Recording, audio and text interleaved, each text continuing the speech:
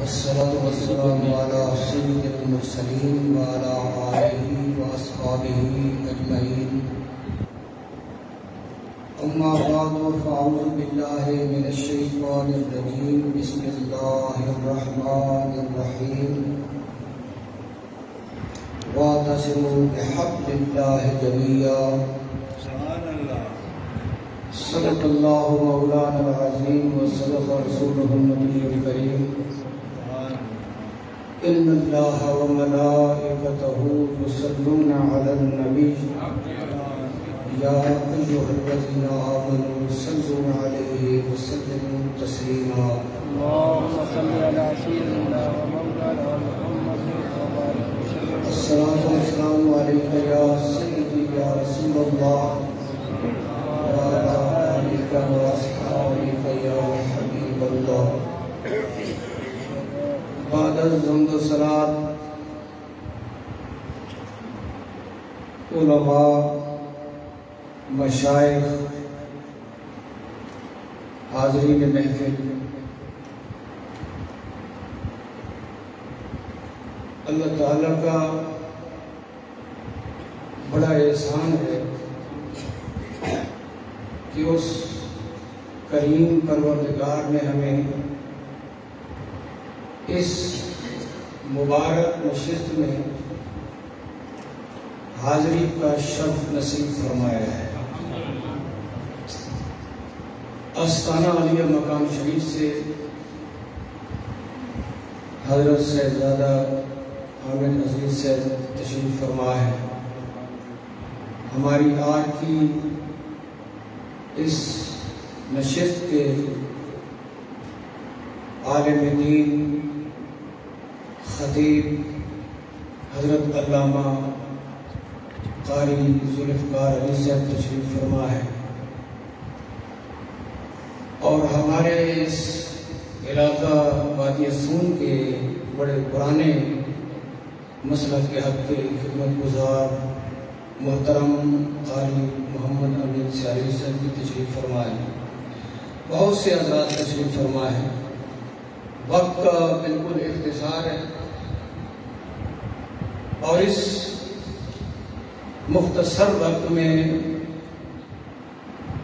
کچھ آپ کی گوش گزار کرنا ہے۔ اگرچہ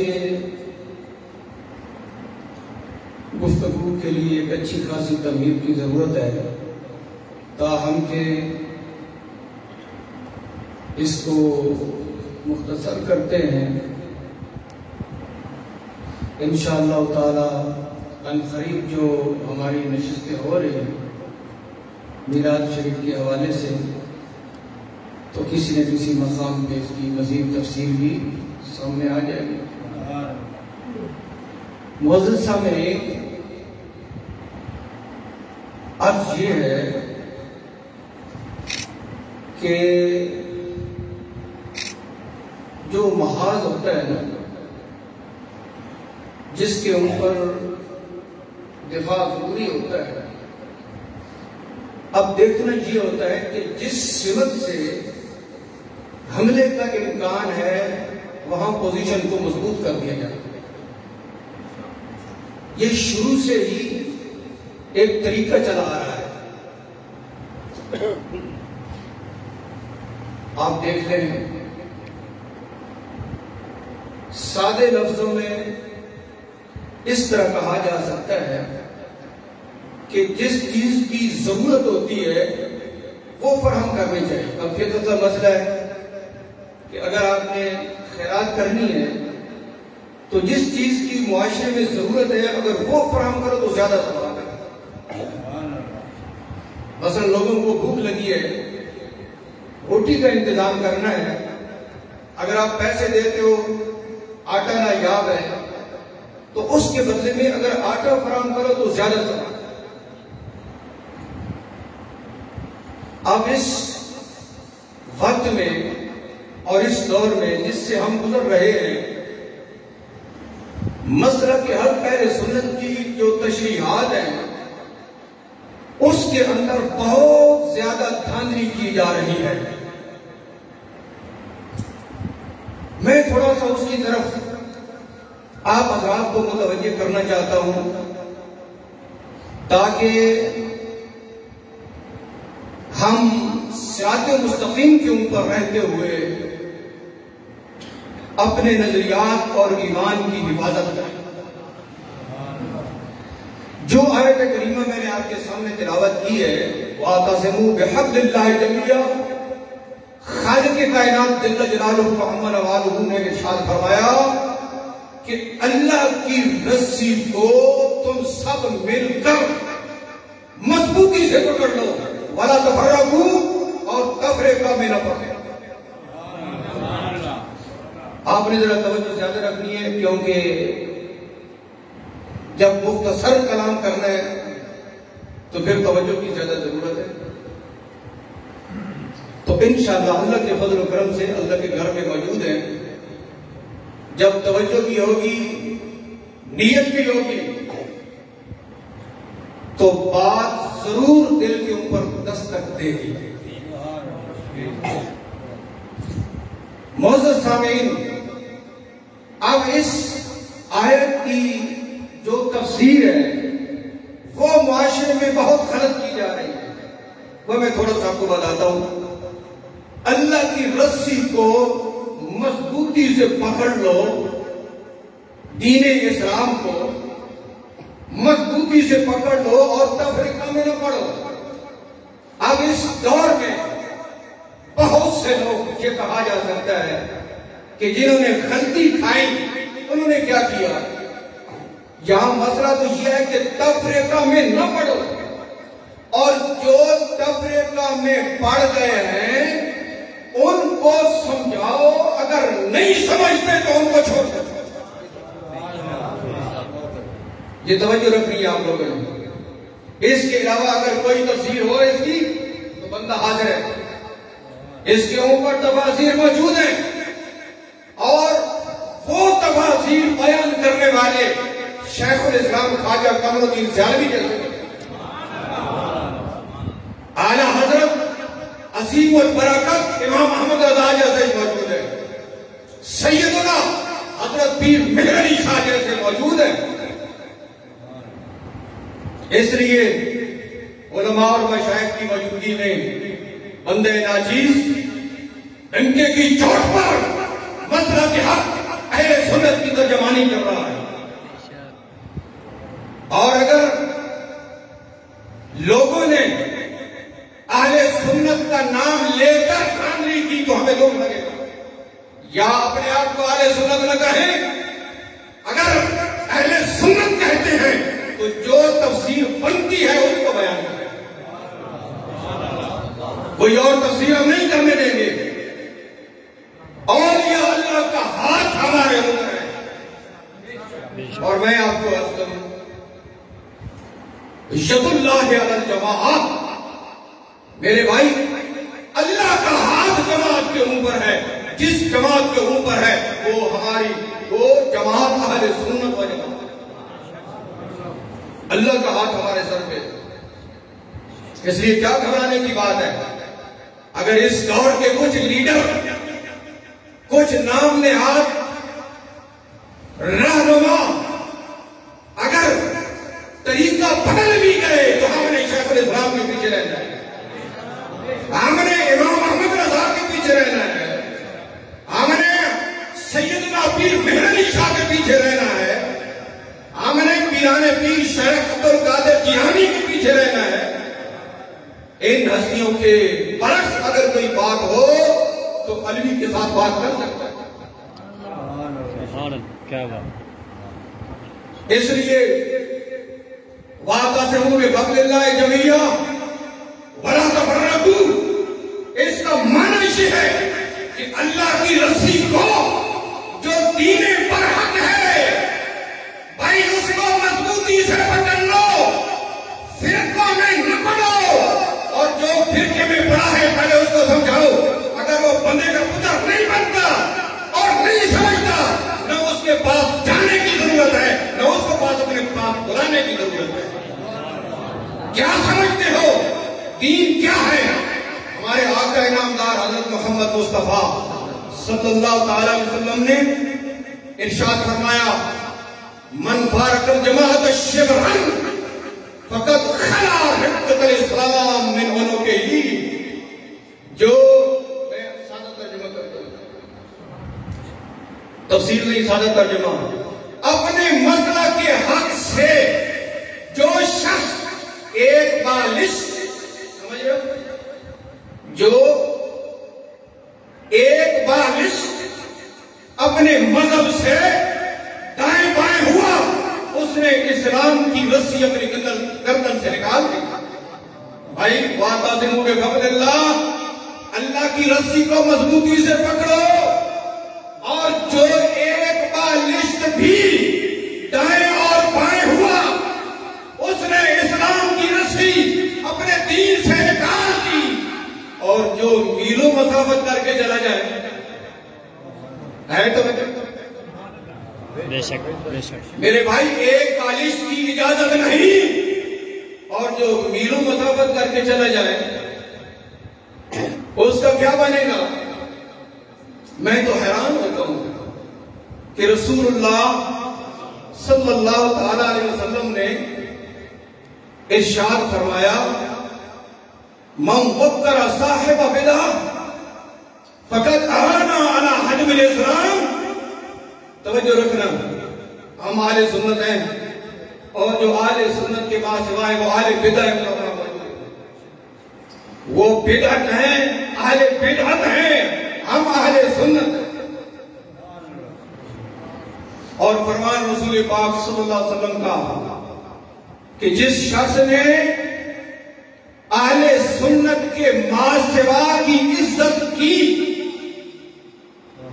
اس نے دین کو گرانے پر بہت بڑی مدد کی، غیروں کی.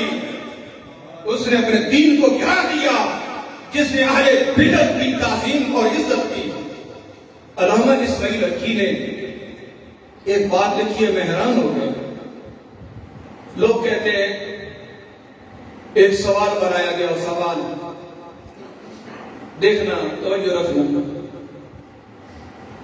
سوال بنایا گیا کیا ہم اس ملک کو اکیلے بچا سکتے ہیں؟ نہیں. جواب کیا ہے؟ نہیں. تو پھر ہمیں دوسروں کے ساتھ ملنے کی ضرورت بھی ہے اور ان کو ساتھ ملانے کی ضرورت بھی ہے. اب دوبارہ توجہ کرنا. سوال بنایا گیا، بڑا انٹرنیشنل سوال آیا میرے پاس. رسالہ میرے پاس موجود ہے، آپ آؤ تو میں بتاؤں. اب تھوڑا ہے نا، میں نے اشارہ دینا ہے. سوال بنایا گیا کہ اس ملک کو بچانے کے لیے ہم اکیلے کافی ہیں یا دوسروں کو ساتھ ملانا ہے؟ آگے جواب دیا کہ نہیں. تو پھر دوسروں کو ساتھ ملائیں گے صحیح اور ان کے ساتھ ملیں گے صحیح. میں نے ایک مختصر جواب دیا کہ دین کو بچانا ضروری ہے یا ملک کو بچانا ضروری ہے؟ پہلے یہ جواب دو مجھے. یہ جواب دو کہ دین کو بچانا یہ ضروری ہے یا ملک کو بچانا ضروری ہے؟ تو ملک کو بچانے کے چکر میں اپنے دین کو داؤ پہ لگا رہا ہے. مجھے یہ بات سمجھ نہیں آتی. دین ہاتھ سے دے کر اگر ملت ہو آزاد، دین ہاتھ سے دے کر اگر ملت ہو آزاد، ہے ایسی تجارت میں مسلمان کا خسارہ. ہے ایسی تجارت میں مسلمان کا خسارہ. پہلے دین کو بچا، ملک کا معاملہ بعد میں آئے گا. یہ اتنی بڑی جو آرمی ہے پاکستان کی، یہ کس خاطر کی ہے؟ تمہیں ملک کا خطرہ پڑا ہوا ہے اور اپنے دین کو خراب کر رہا ہے. میں علامہ اسماعیل حقی کے حوالے سے بات کرنے والا تھا اور پھر گفتگو کو سمیٹتا ہوں. تقریباً میں اپنی گفتگو کا کچھ نظم اور مغز آپ کے سامنے پیش کر سکا ہوں کہ ضرورت اس بات کی ہے کہ لوگوں کو بتایا جائے کہ واعتصموا بحبل اللہ کا معنی کیا ہے اور ولا تفرقوا کا معنی کیا ہے. ہمارے ہاں یہ ہوا توجہ رکھے بھائی، توجہ رکھے، میرا وقت بڑا قیمتی ہے، اپنا وقت بھی بچاؤ اور میرا وقت بھی، یہ رسمی گفتگو کرنے تو میں عادی نہیں، بالکل توجہ رکھو۔ مطلب یہ تھا کہ فرقوں میں نہ پڑھو۔ میں ایک سوال ہلکا سا قائم کرتا ہوں، جو پرانے بندے بیٹھے ہیں، 30-40 سال کا منظر ذرا پیچھے لے جاؤ، دن بدن فرقہ واریت بڑھ رہی ہے یا گھٹ رہی ہے؟ ذرا ایمان سے بتانا۔ بڑھ رہی ہے نا، خانقاہیں بڑھ رہی ہیں، مدرسے بڑھ رہے ہیں، مساجد بڑھ رہی ہیں، فرقہ واریت بھی بڑھ رہی ہے، کوئی سوچا ہے کیا ہو رہا ہے؟ مدارس بڑھ رہے ہیں، خانقاہیں بڑھ رہی ہیں، فرقہ واریت بھی بڑھ رہی ہے۔ اگرچہ خود ہے جماعت کی آستینوں میں، مجھے ہے حکم لا الہ الا اللہ۔ اللہ اکبر، رسالت، یا رسول اللہ، تحقیق، حیدری۔ اب اس کی تفصیل بہت زیادہ میں نے اشارہ دے دیا ہے۔ میں حیران ہو گیا، اسی آیت کے تحت مفسرین نے بہت کچھ لکھا ہے۔ حضرات توجہ رکھیں، علامہ اسماعیل حقی نے لکھا ہے کہ بہت بڑے بزرگ، ان کا مثال ہے، اور بہت عرصے کے بعد کسی شخص کو خواب میں ملے، تو جس کو ملے انہوں نے پوچھا حضور کیا حال ہے آپ کا، کیا صورتحال ہے؟ تو انہوں نے کہا کہ بھائی صورتحال یہ ہے کہ میں ایک بد مذہب کو مسکرا کر ملا تھا۔ آج تو آگوش میں لے رہے ہیں، آج تو جناب بغل گیر ہو رہے ہیں، صحابہ کا دشمن اور اس کو مل رہے ہیں۔ یہ نباز اثر نہیں ہے، یہ ڈاکو ہے جو غیروں کو گلے لگا کر اہل سنت کو کیا سبق دے رہے ہیں۔ امام محمد رضا کی تعلیمات پر پانی پھیر رہے ہیں، شرم نہیں آتی؟ شیخ الاسلام خواجہ محمد قمر الدین سیالوی کی تعلیمات کے اوپر پانی پھیر رہے ہیں۔ اس دور کے نام نہاد اللہ، پیر اور لیڈر یہ ساری دھاندلی کر رہے ہیں۔ جو میں نے کہا کہ آپ نے خود بتایا کہ فرقہ واریت بڑھ رہی ہے، اس لیے بڑھ رہی ہے کہ سچی بات کرتے نہیں۔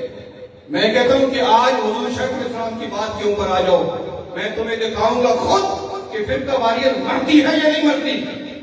امام احمد رضا کی بات پر آ جاؤ، امام اعظم ابو حنیفہ کی بات پہ آ جاؤ۔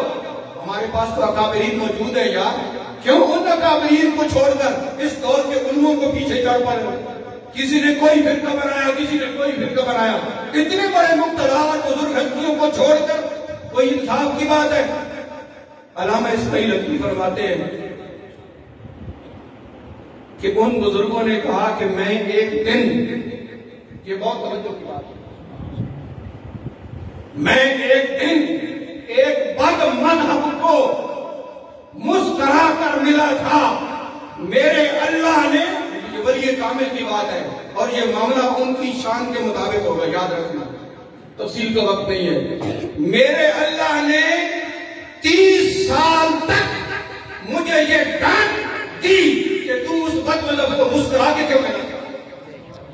اللہ کا ولی کہتا ہے کہ 30 سال میرا رب مجھے ڈانٹتا رہا اور مجھے سزا ملتی رہی کہ اس بد مذہب کو تو مسکرا کے کیوں ملا تھا۔ یہاں تو یہ کہا جا رہا ہے کہ تم ہمارے ہو، ہم تمہارے ہیں۔ معزز سامعین کرام، تو چونکہ قرآن حکیم کی تفسیر کے ساتھ دھاندلی کی جا رہی تھی، وَاعْتَصِمُوا بِحَبْلِ اللَّهِ جَمِيعًا کا ترجمہ غلط کر کے، اور قوم کو یہ بتایا جا رہا ہے کہ اللہ نے فرمایا کہ اللہ کی رسی کو مضبوطی سے پکڑو، لہذا سب اکٹھے ہو جاؤ۔ میں تم سے پوچھتا ہوں، انصاف سے بتاؤ کہ جو صحابہ کا دشمن ہے اس کے ہاتھ میں اللہ کی رسی ہے؟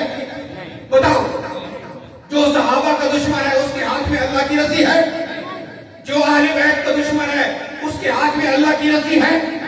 تو یہاں تو یہ فرمایا گیا کہ اللہ کی رسی کو مضبوطی سے پکڑو، یہ نہیں کہ جو رسی سے دور ہے ان کی ڈولی کے جا کر بیٹھو، یہ تو نہیں فرمایا گیا۔ تو جن کے ہاتھ میں اللہ کی رسی ہے ان کے ساتھ مل کر تم اللہ کی رسی کو مضبوطی سے پکڑو۔ ارشاد کچھ اور ہے اور کسی اور طرف جا رہے ہیں۔ معلوم نہیں ہے یہ خوشامد ہے کہ حقیقت، معلوم نہیں ہے یہ خوشامد ہے کہ حقیقت، کہہ دے کوئی الو کو اگر رات کا شہباز، کہہ دے کوئی الو کو اگر رات کا شہباز۔